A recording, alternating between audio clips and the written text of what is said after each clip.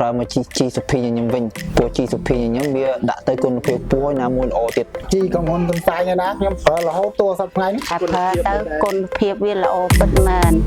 ឌីប៉ូអ៊ីណាតយើឌីប៉ូអ៊ីណាតនៅភូមិជ្រែកខឹមឃុំកំពង់សីស្រុកពូរៀងខេត្តបរិវេណ បាទជំរាបសួរបង បាទសូមឡាសួរបង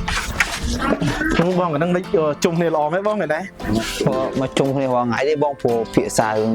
ដាំឈូកធ្វើស្រូវអញ្ចឹងណា អូអញ្ចឹងបងអញ្ចឹងគាត់អ្នកដាំឈូកដែរបងណា បាទមែនហ្នឹងព្រោះសិលតែជូនចាស់ធ្លាប់ប្រើជាយូរឆ្នាំហើយបង អញ្ចឹងអ៊ីដាំឈូកយូរឆ្នាំណាអ៊ី ខ្ញុំដាំពី3ឆ្នាំ បាទអ៊ីមានប្រើផលិតផលជីកំហុនសុភាញញឹមទេអ៊ី ខ្ញុំប្រើតែខ្ញុំប្រើជីនឹង3ឆ្នាំហើយខ្ញុំប្រើដងសរុបតោននោះ អូអញ្ចឹងចុះវាវិញដាំឈូកដែរទៀតណា ដាំ បាទទៀតធ្វើដីមិនហាត់ដែរទៀត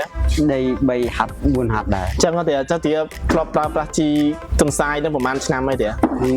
ប្រើនឹងប្រហែល5 6ឆ្នាំហើយ អញ្ចឹងទៀតអូទៀតប្រើយូរណាស់ទៀតណា តាំងពីមានមកទិញរហូត អញ្ចឹងទៀតដាំឈូកដែរទៀតណា ឈូកក៏ដាំស្រូវក៏ធ្វើ អូចឹង និយាយរួមតាំងពីដេប៉ូអ៊ីណាតនឹង